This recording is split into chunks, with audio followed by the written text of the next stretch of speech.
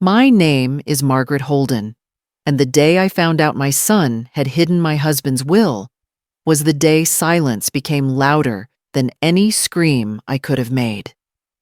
It didn't happen in a courtroom or over some big argument. It started with a soft knock at my door and a brown envelope that smelled faintly of tobacco and truth. When I opened it, I saw Robert's handwriting, the same loops and careful strokes I'd traced on love notes decades ago. The words at the top said, "Duplicate, original for Margaret Only." That was the moment I knew my world was about to turn inside out. 3 months earlier, I had buried my husband in the red clay soil behind St. Luke's Church. Robert Holden wasn't a man of many words, but the ones he left behind mattered. He had built this house with his hands, a white ranch with a sagging porch and fields that rolled for miles. At the funeral, our son Daniel stood beside me, strong and quiet, shaking hands, saying all the right things. Everyone told me what a good son I had. I believed them. I wanted to. After the service, the lawyer, Mr. Chambers, tried to pull me aside. "Mrs. Holden," he said softly, "your husband left." Before he could finish, Daniel stepped forward, firm but polite. "It's fine. I'll take care of everything, sir." Chambers looked at me, hesitated, then nodded. I remember thinking it was just Daniel being protective, trying to shoulder responsibility. I was tired, numb, and too trusting. The following weeks passed in a blur of casseroles, sympathy cards, and the quiet hum of loneliness.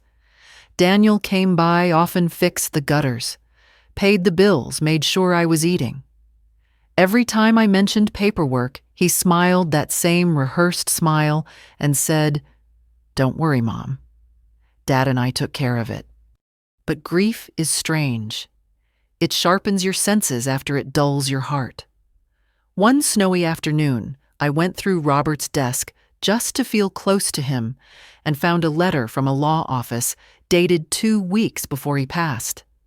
It read, "Final revision of will signed and notarized."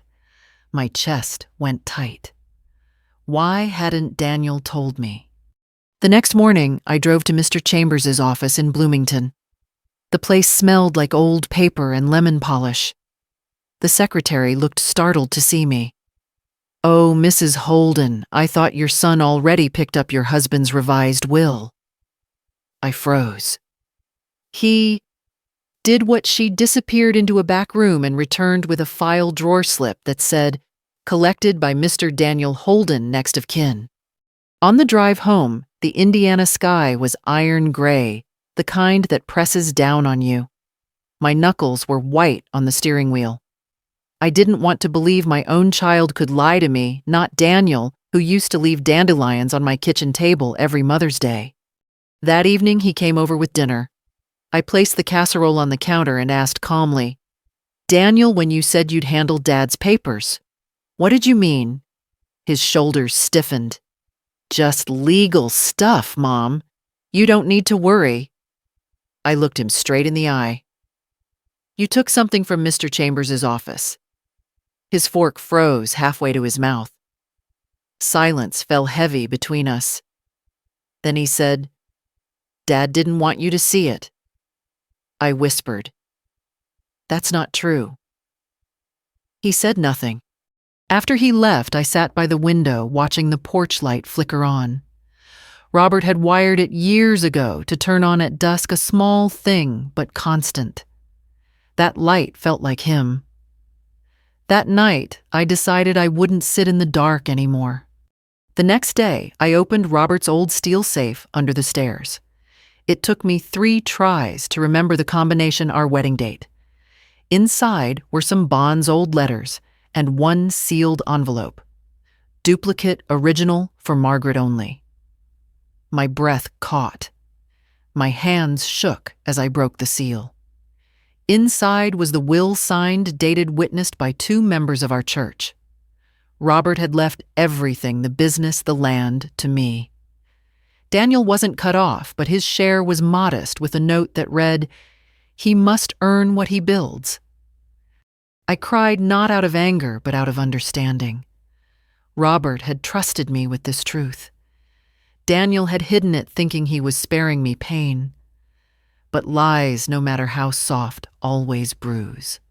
When I saw Daniel again that Sunday, I didn't mention the will. Not yet. I simply looked at him across the table and said, "I found something your father left for me." His face went pale. He knew. The silence between us wasn't just guilt, it was the sound of something breaking. Later that night, I placed the envelope on the kitchen table and turned off every light except the one above it. The paper glowed under that single bulb. For years, I'd let others speak for me. This time, I would let the truth speak instead. The next morning, I woke up before dawn. The kitchen smelled faintly of coffee and the old cedar from Robert's desk. The envelope lay where I had left it, square, silent, patient. Outside, frost coated the cornfield behind the house, and the air looked almost blue. I sat at the table for a long time, listening to the hum of the refrigerator and the tick of Robert's old pocket watch on the counter. He'd always said, "Paper doesn't lie, Margaret. People do." I decided I wouldn't confront Daniel in anger. I'd go back to Mr. Chambers' office and ask what Robert told him before he died. If I was going to face my son, I wanted to hold the full truth in my hands. Mr. Chambers met me that afternoon in his paneled office lined with law books and dusty family photos. He had known Robert for 30 years. They'd played poker together at the Elks Lodge on Main Street. When I placed the envelope on his desk, he took off his glasses and read the cover aloud. "Duplicate, original, for Margaret Only." He exhaled. "Your husband came in just 2 weeks before he passed. Said he'd made mistakes with Daniel. Wanted to protect you, Mrs. Holden, from anything that might cloud your peace." "Did he tell Daniel about this version?" I asked. Chambers nodded. "He did. He hoped Daniel would bring it to you himself." He slid the will back toward me. "Keep it safe. It's legally valid. You can file it any time."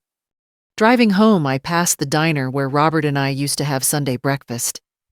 The neon "Open 24 Hours" sign flickered against the gray sky. For a moment, I imagined him sitting inside, smiling, that lopsided grin telling me to stay strong. When I pulled into the driveway, Daniel's truck was already parked there. He was standing on the porch, pacing. The porch light wasn't on yet, it was too early, but his figure looked small against the house he'd grown up in. "Mom," he said, meeting me halfway, "we need to talk." Inside, he stood near the window, hands in his pockets. "I know you went to see Mr. Chambers," he began. His voice trembled a little.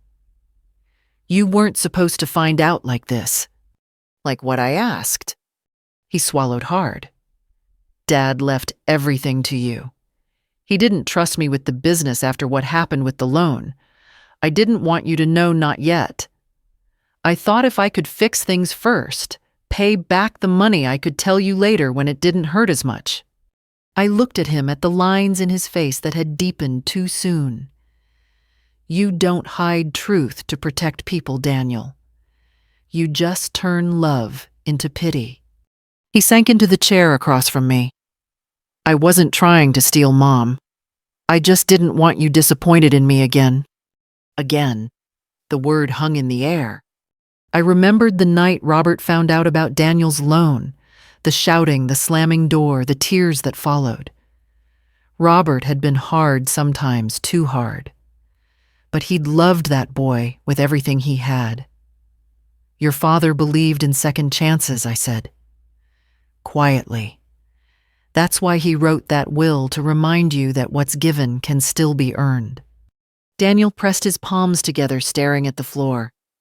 "What are you going to do?" "I'm going to do what your father trusted me to," I said. "Tell the truth. Let the law decide." He didn't argue. He just nodded, eyes wet.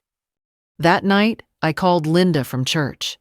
She'd always been my rock, the kind of woman who brought soup and scripture in equal measure.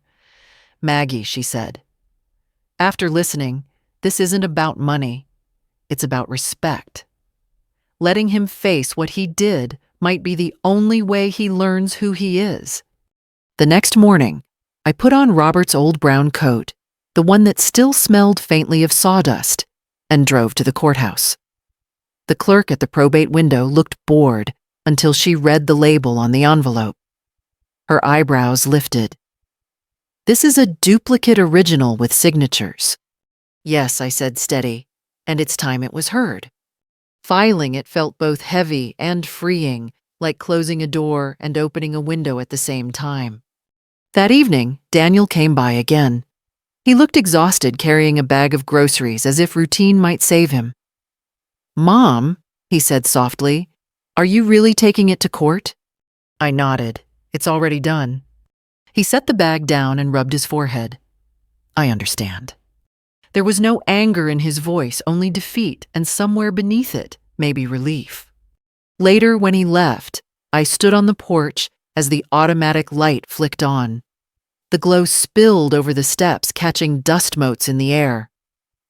I thought of Robert, how he'd planned for everything, even this moment. And I whispered, "We're still learning, aren't we?"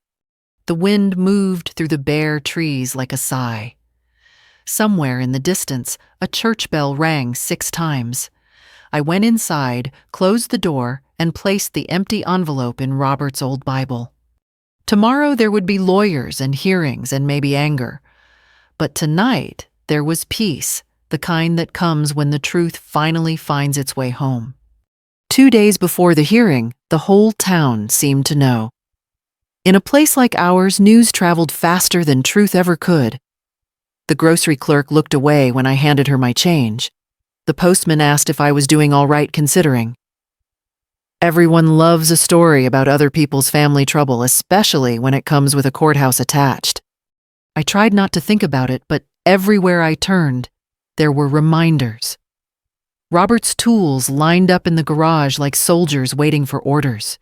His old flannel shirt still hung on the back of the chair by the door. The house didn't just hold his memory, it echoed with it. And yet what hurt most wasn't Robert being gone. It was knowing Daniel had chosen silence over honesty. That evening, I found Daniel sitting in his truck outside the house. The engine wasn't running. He looked young again, like the boy who used to fall asleep in the back seat after baseball games. I walked out and leaned on the open window. "Mom," he said quietly, "I didn't mean for it to go this far." "Far enough," I answered. He stared at the steering wheel. "When Dad got sick, he told me I needed to step up. And then that new will showed up. It made me feel like I'd failed him before he was even gone." I could hear the guilt in his voice. But the truth wasn't negotiable anymore. "Daniel," I said, "if your father trusted me with this house, with this life, then hiding it doesn't make it yours. It just makes it smaller." He nodded, eyes red. "I'll show up in court, Mom. I won't fight it." "Good," I said, softer now. "Not for me, for you." When he drove off, I went inside and opened the Bible where I'd tucked the will. The pages smelled like candle wax and old wood polish. Robert's handwriting felt alive under my fingertips. I traced his name once, then closed the book. I'd loved 2 men in this life, one who built everything I had, and one who almost lost it all trying to protect me. The morning of the hearing was gray and cold. I wore Robert's coat again and pinned his old silver watch to my purse strap. The courthouse in Bloomington wasn't large, just a brick building with a flag out front and tired benches along the hallway. When I walked in, Daniel was already seated at the defendant's table with his lawyer. He looked up and for the first time in months didn't look away. Judge Wallace, a woman in her 60s, adjusted her glasses and asked for the documents. My lawyer handed her the envelope. She read the label aloud. "Duplicate original for Margaret Only," and nodded slowly. "Mrs. Holden." She said, "You understand. This changes the distribution of the estate." "Yes, Your Honor," I said. "I only ask that my husband's wishes be honored." When the clerk read Robert's will, the courtroom went so quiet I could hear the ceiling fan creak. His words were plain, the kind of sentences you'd expect from a man who built things for a living. "To my wife, Margaret, I leave all property, business, and remaining assets. To my son, Daniel, I leave my love, my tools, and my name. May he build something honest with them." Daniel's lawyer whispered something, but he didn't respond. His shoulders dropped and his face went pale. When the judge asked if he had anything to say, Daniel shook his head. "I wanted to be angry. I thought I'd feel vindicated. Instead, I felt tired, like the fight had drained out of both of us." As we left the courtroom, he caught up to me in the hallway. "Mom," he said, voice hoarse, "I'm sorry." I looked at him for a long moment, the same way I used to look when he lied about breaking a window as a kid. "You broke something bigger this time," I said. "But I still see the boy who tried to fix it." He nodded, eyes glistening.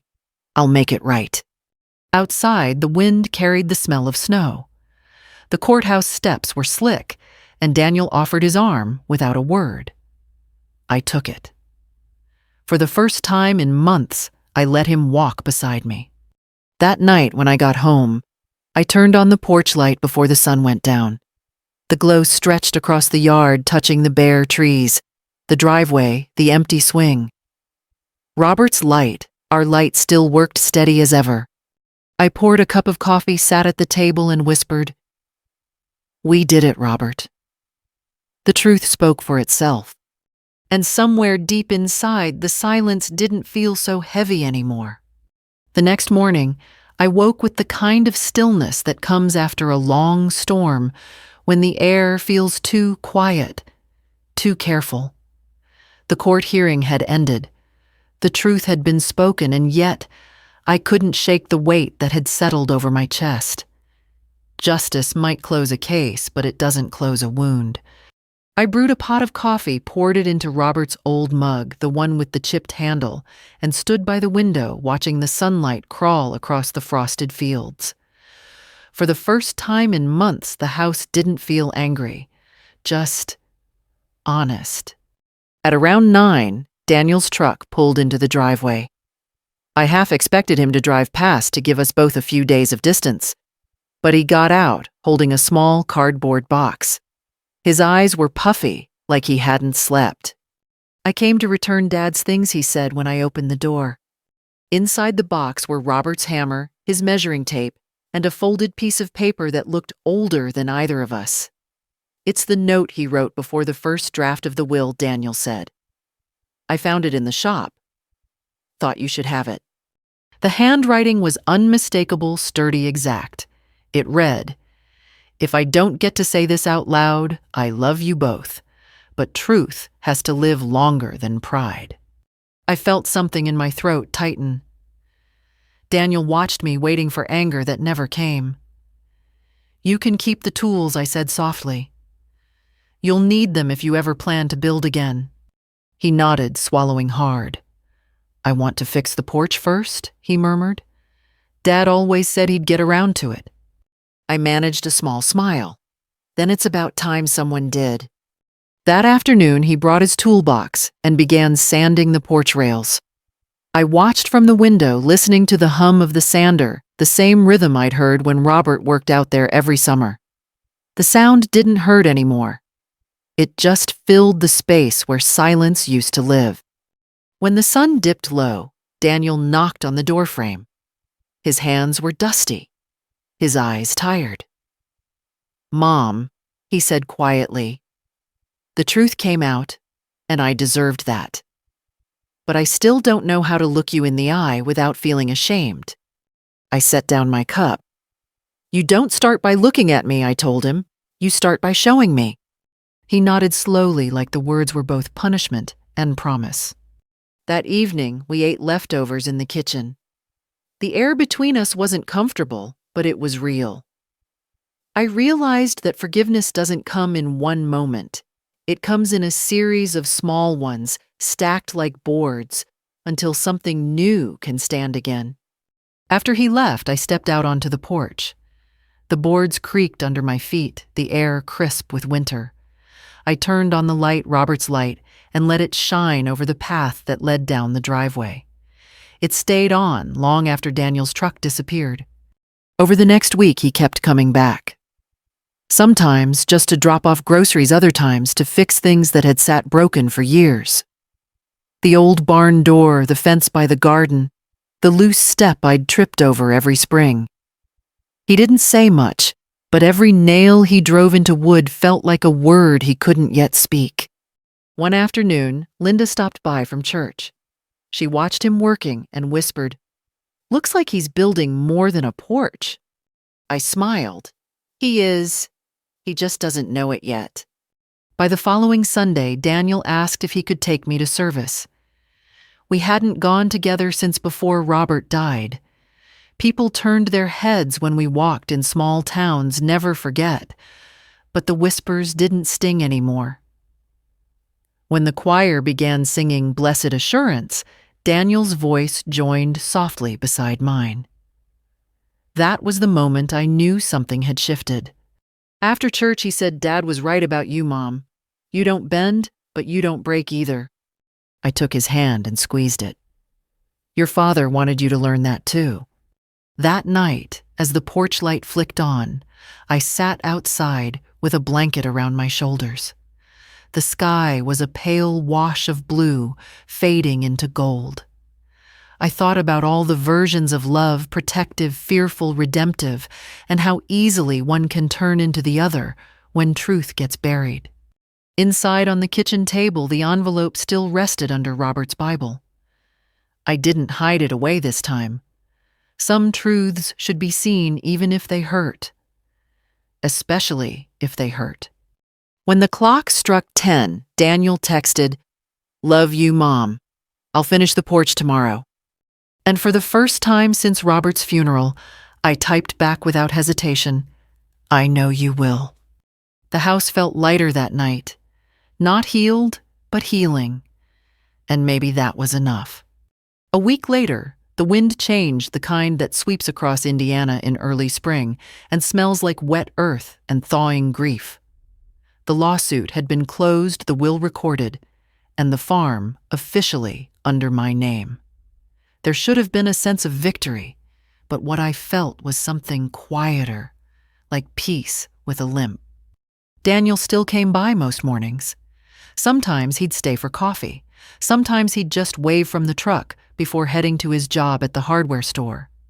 The porch he'd rebuilt looked stronger than before, the boards smooth and pale against the fading white paint of the house. I started leaving the porch light on even during the day, like a promise that home would stay open, no matter how much truth had been dragged through it. One morning, he showed up holding a folded newspaper. "They printed the court ruling," he said, awkwardly setting it on the counter. "Thought you might want to see it." I did. But what caught my eye wasn't the headline, it was the look on his face. Pride mixed with shame, like he was standing halfway between the boy who lied and the man trying to fix it. "You've got your father's stubbornness," I said, smiling softly. "And your temper?" he replied. And for the first time in months, we both laughed. It wasn't loud, but it was real. That afternoon, I drove into town to see Mr. Chambers. He was in his office, same dark wood, same smell of old books. "You kept your word, Mrs. Holden," he said, shaking my hand. Robert would have been proud. "Pride's a tricky thing," I said. "It can make people hide the very things that could save them." He nodded. "You know, most families that go through this never speak again. It takes strength to forgive." I'm still learning how I admitted. But I think truth and forgiveness might be neighbors hard to separate once you live beside them long enough. When I left the office, I stopped by the grocery store. The same clerk who'd avoided my eyes before now smiled and asked about the weather. Small towns have short memories when you show them grace. At home, Daniel was in the backyard fixing the old swing set. "Kids from church use it," he said, when I walked over. Figured it should be safe. He was sweating sawdust on his arms, but his eyes were lighter somehow. I handed him a glass of iced tea. "You know, I said your father once told me that fixing what's broken takes more courage than building something new." Daniel took a sip and nodded. "Then I'm trying to be brave, Mom." That evening, we sat on the porch, the air filled with the sound of crickets and a distant train.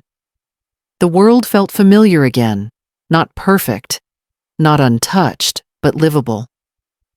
I realized then that revenge, when rooted in love, doesn't destroy. It rebuilds boundaries. It puts truth back in its rightful place. When Daniel got up to leave, he hesitated at the door. "You kept the will right. The real one." I smiled, safe and sound. He nodded, eyes glinting with something between relief and regret. "Good. I think Dad wanted you to have more than the house you know. He wanted you to have peace. I think he wanted that for both of us." After he left, I sat by the fireplace with Robert's Bible on my lap. I opened it to where I'd kept the envelope still folded neatly. The paper had aged just a little, the edges soft, the ink faintly smudged, but the words remained clear. I thought of all the things we hide in the name of protection: truth, pain, even love. We tell ourselves we're sparing someone when really we're just afraid of seeing the hurt in their eyes. That's what Daniel did. That's what I'd done in smaller ways too, pretending I was fine when I wasn't hiding my loneliness behind casseroles and routines. Later that night, I stood at the window and watched headlights pass along the highway. Somewhere out there, Daniel was driving home, probably replaying everything in his head, just as I was. But for once, I wasn't angry. I felt something closer to gratitude. The truth hadn't just freed me, it had freed him too. I turned off the lamp, stepped out to the porch, and breathed in the cold, clean air. Above the fields, the stars looked like tiny punctures in the dark, the kind that let the light in.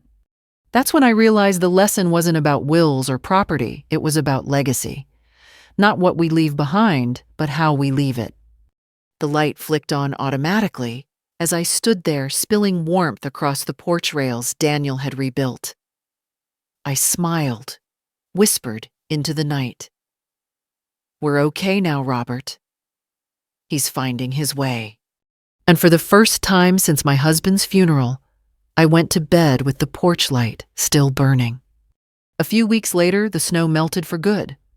The front yard turned to soft mud, and the robins came back hopping across the grass like they owned the place. Indiana has a way of reminding you that life goes on even when you're not ready for it. Daniel started coming by every Sunday morning with a box of donuts and the local paper. Sometimes we didn't even talk much. We'd just sit on the porch, sipping coffee, watching the light slide across the fields. There was a gentleness to those mornings, the kind that only comes after too much has been said and forgiven. One Sunday, he brought a folder with him. "I've been thinking," he said, turning it over in his hands, "about the business, about Dad." I nodded, waiting. "I want to start something small," he said finally. "Something with his name on it, but different. Maybe a carpentry service like he used to run. But this time, honest from start to finish. No shortcuts."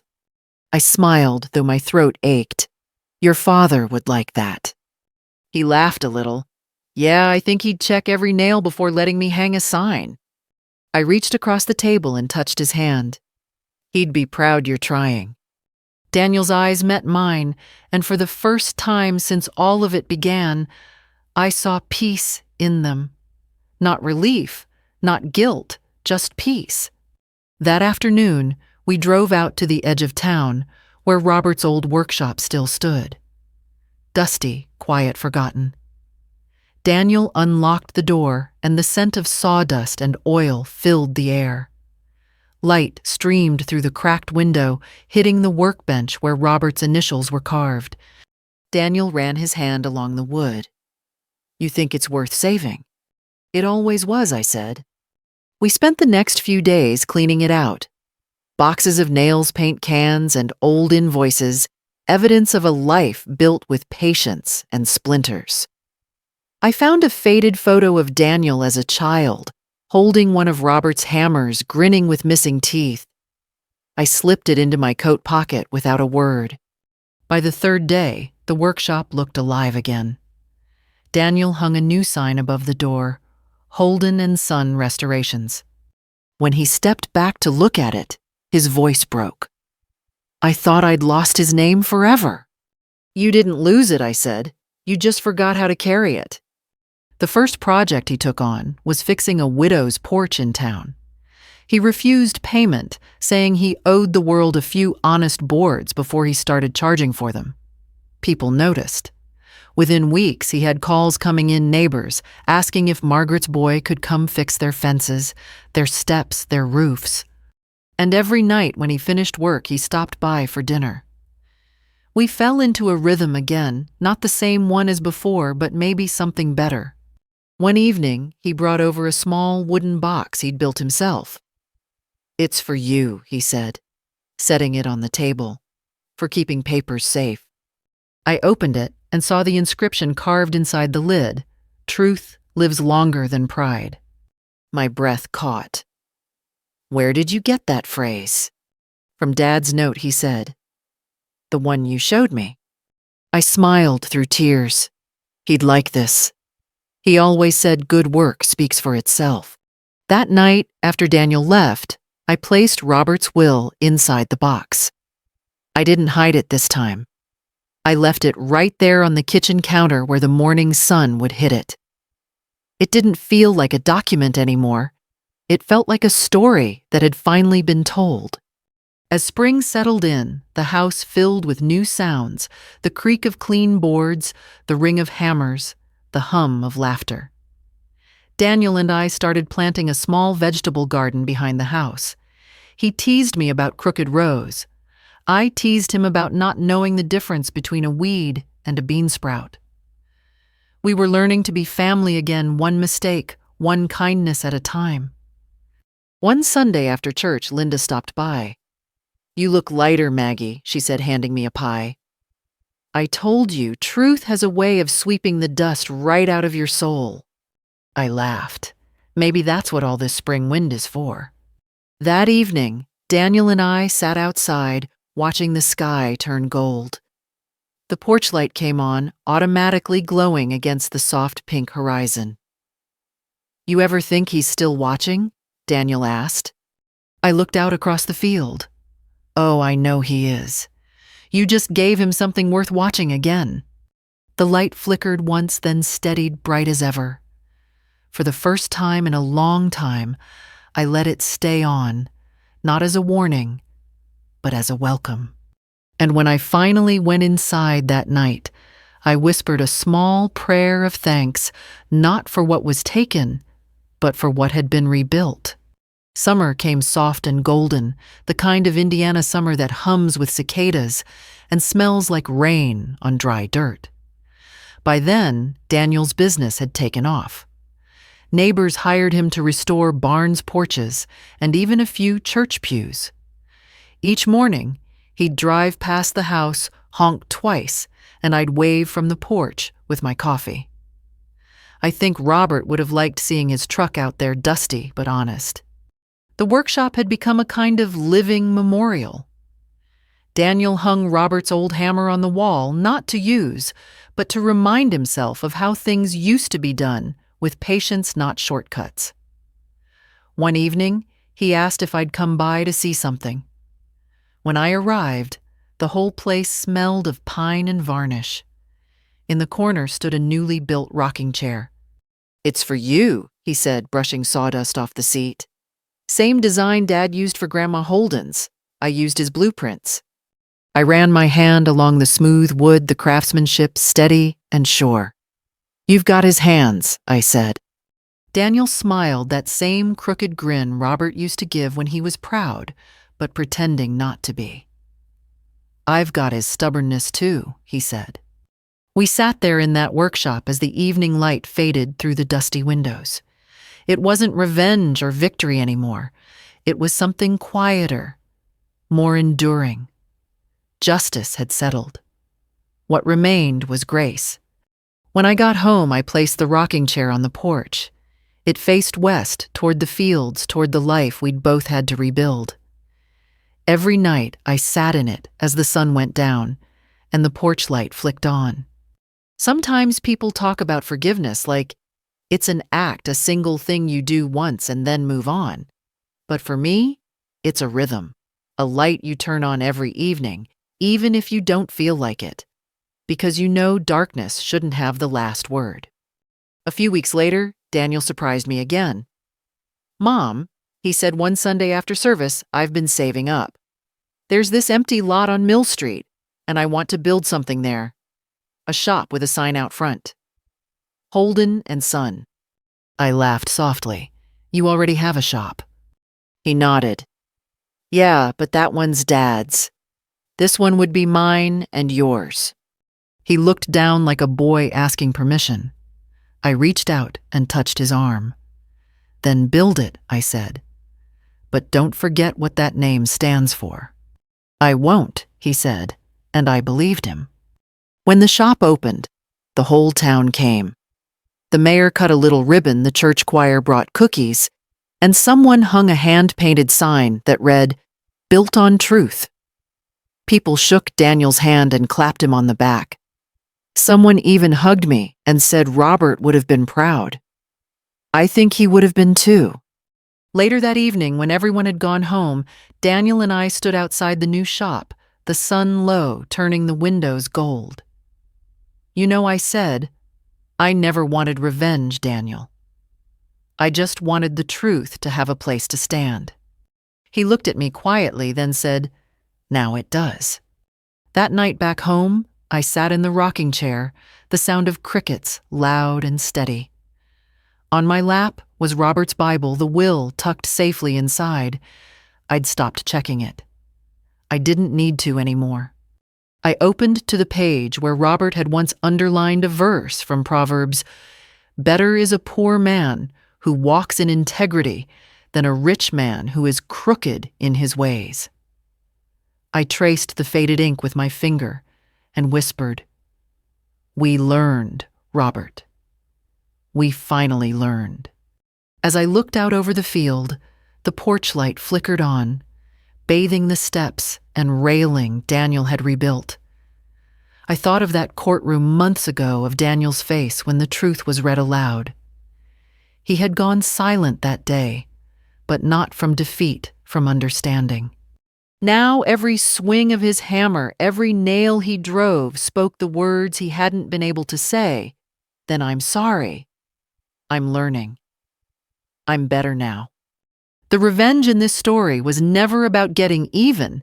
It was about getting right, about setting something broken straight again so it could stand on its own. When the clock in the kitchen struck 9, I whispered the words I'd written on a note tucked inside my new wooden box. "Never hide truth in the name of love. Because truth, when spoken gently, becomes love's loudest echo."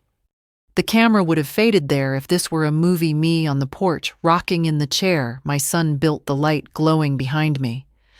But this wasn't a movie. It was real life. And sometimes real life ends, not with an ending, but with a continuation of grace. If you're listening to this, remember, forgiveness doesn't erase what happened, it transforms it. Share this story with someone who needs a light left on tonight. Someone learning, like we did, that truth and love can live in the same house. And if you've ever been hurt by someone who thought hiding the truth would spare you, let your light stay on anyway.